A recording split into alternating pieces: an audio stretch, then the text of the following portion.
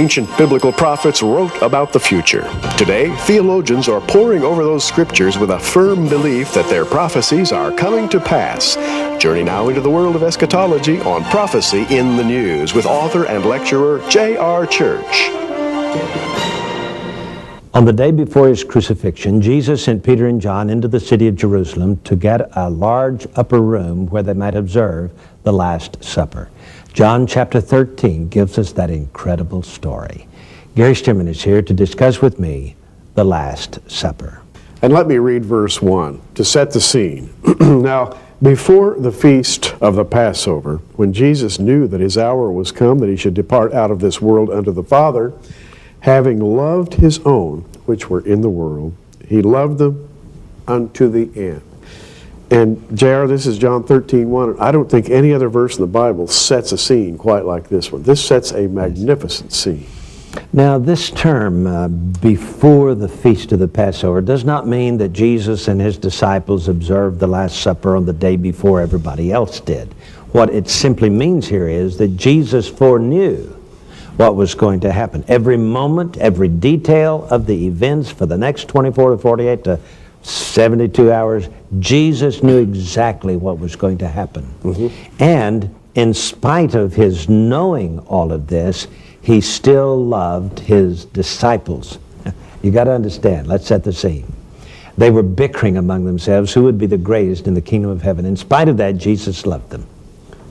They didn't deserve his love at this point. Right? Here he faced his agony, he faced crucifixion, and they were arguing among themselves who was going to be the greatest in the kingdom. Well, J.R., it seems at this point, in fact, it's very obvious that they still had the view of the Messiah as a political king. That is, to them the Messiah would come, he would overthrow the Roman Empire, he would overthrow the corrupt Pharisees, he would establish a new and perfect kingdom. Yes. And they thought of themselves as having primacy in the kingdom. And a few days before, when those thousands of tens of thousands, maybe hundreds of thousands, who knows, up to 500,000 people maybe, who had those palm branches and waving and welcoming, it just excited those disciples. They thought, boy, the kingdom is imminent. Yes. And so they began to bicker among themselves. I'm going to be better. You're going to be under me. I'm going to be telling you what to do. James and John's mother had approached Jesus just a few days before, within the week. And she said, I want to secure 2 positions for my children. One to sit on your right hand, the other to sit on your left. Jesus had already told the disciples, you're going to sit on 12 thrones. And she said, I want one throne to be next to you on one side and the other throne to be next to you on the other side. And in spite of this, Jesus loved them. He knew that one of the disciples was going to betray him before the night was out. In spite of this, in spite of Judas' betrayal, he loved them. He knew that before the cock crowed in the morning and the sun came up, that Peter was going to deny him not once, not twice, but 3 times.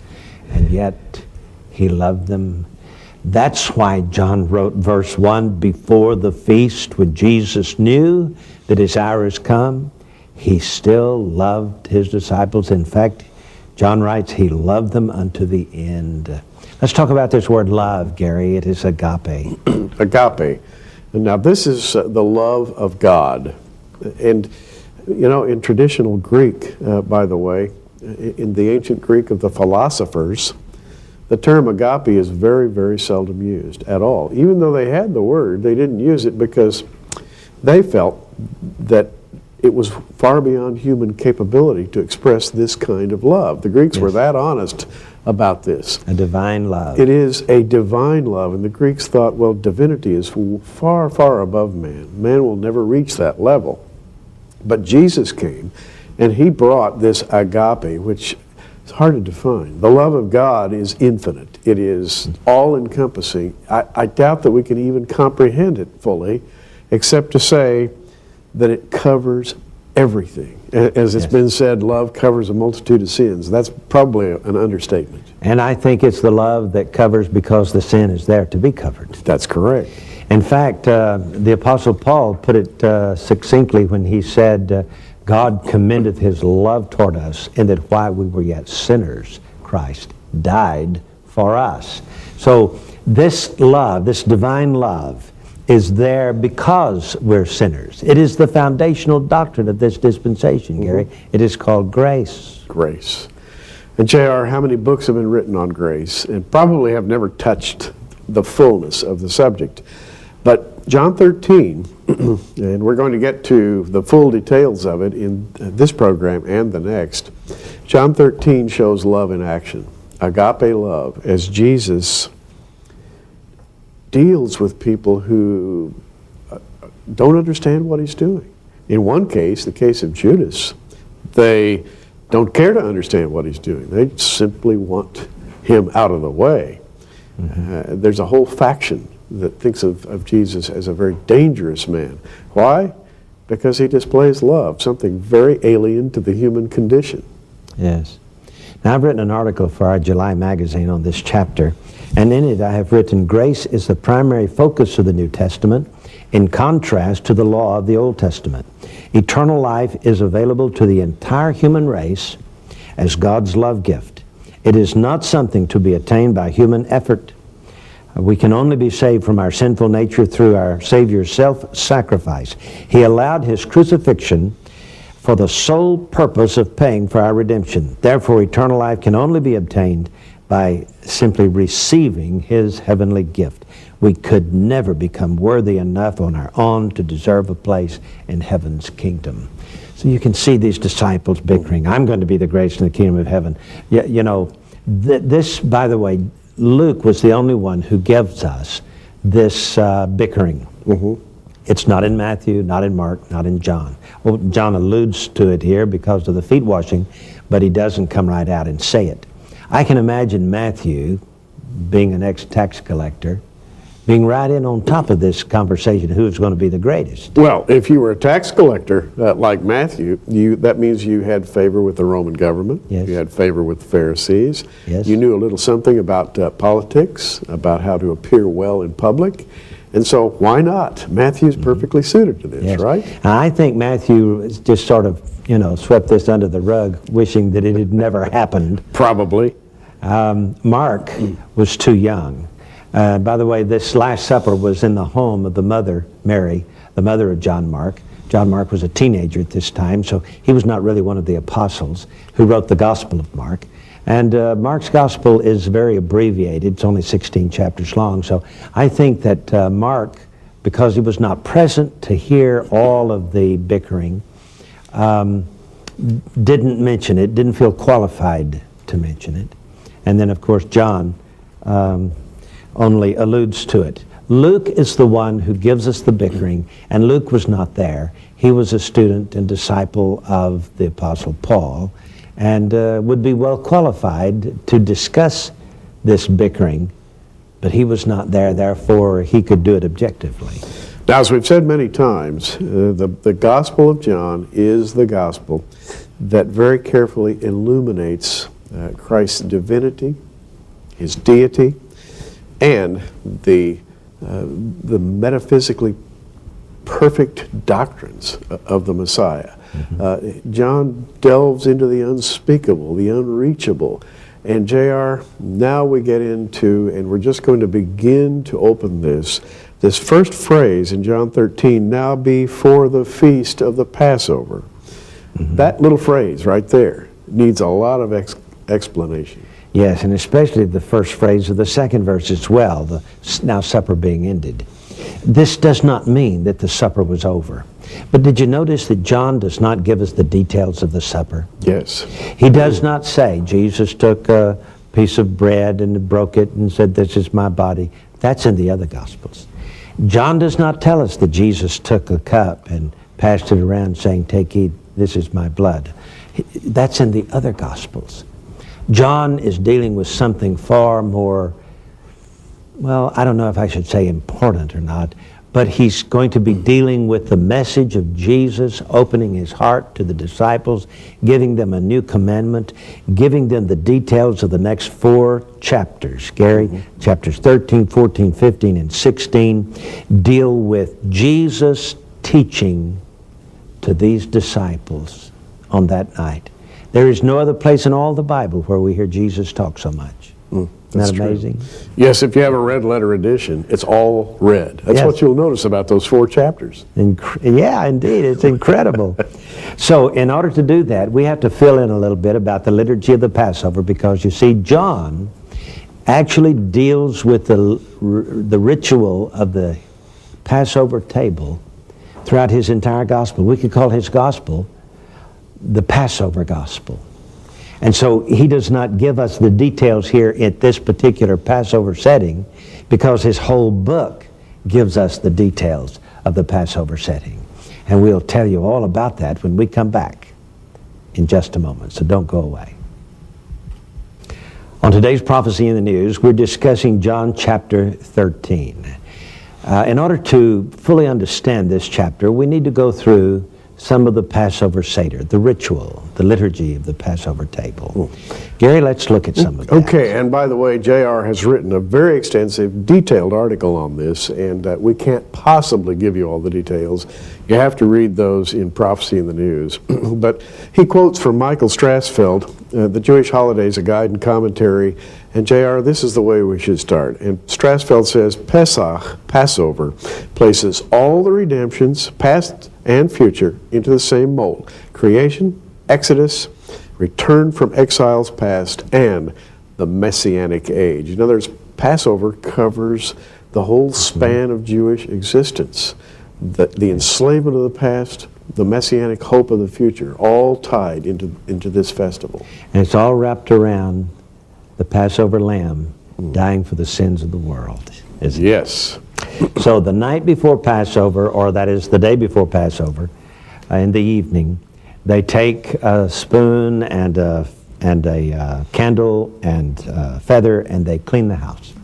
They clean out all the chametz. I don't know if they sprinkle a little around so they'll know where to go to get it, but it's a thorough house cleaning. Talk about spring cleaning. They prepared for Passover. Well, when Jesus sent Peter and John, they followed a man with a pitcher on his head. When he turned into a house, they inquired of the good men of the house, or the master of the house, about securing the upper room, a large upper room for the Last Supper. They got there, they found that the room had already been prepared explicitly for them and for Jesus. So somehow, some way, they knew that Jesus was coming. And so it was a simple thing to get that room ready. Well, Gary, we see this in the Passover Gospel in chapter 1. We see Jesus as the Passover lamb, and secondly, he cleanses the temple.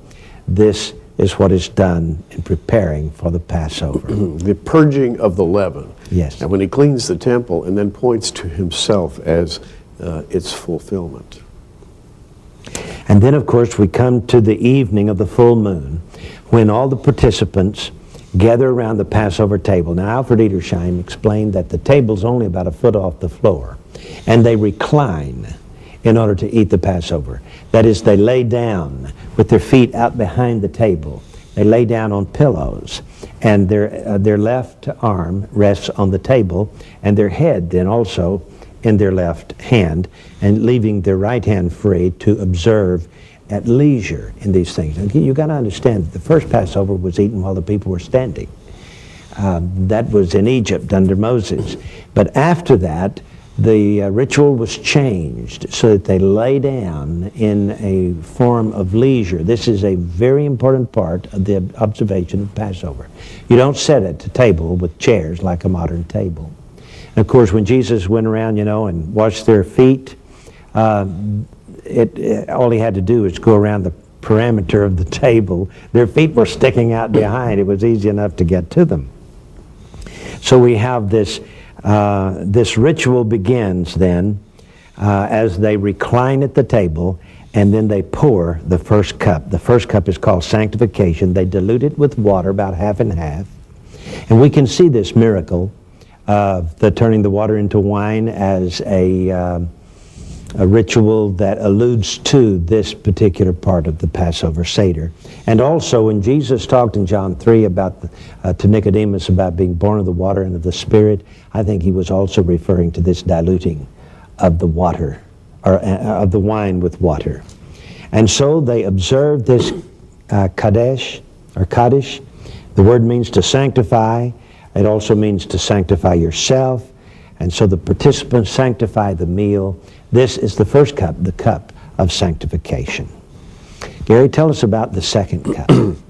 Well, J.R., after drinking the first cup, there is a washing of hands and then a pouring of the second cup, which is called the cup of thanksgiving. And then the host asks questions of the participants. Why is this night different from all other nights? Now, traditionally, there are 4 questions asked, and we don't have time to cover all of those. Yeah. But the questions lead to the 4 types of people represented in the Passover liturgy. There are 4 types of people: the wise, the wicked, the simple, and the innocent. And those are used to illustrate the redemption. Yes. Now, it's interesting to me that there were 4 types of people there that night. I see Judas Iscariot as the wicked. I see John, who was the youngest of the group, as the innocent. He's the one, who rolled over and leaned up against the ear of Jesus and said, "Who is it, Lord? Yes. Who's going to betray you?" Now, as far as the other 2 groups, the innocent and the ignorant, I don't know exactly. I guess it's your choice. You take a pick who you want. But we do have 4 questions there in the next few chapters. Peter asked, "Lord, whither goest thou?" Thomas asked in chapter 14 and verse 5, "How can we know the way?" Philip gives a query that requires a response. "Lord, show us the Father." That's in 14:8.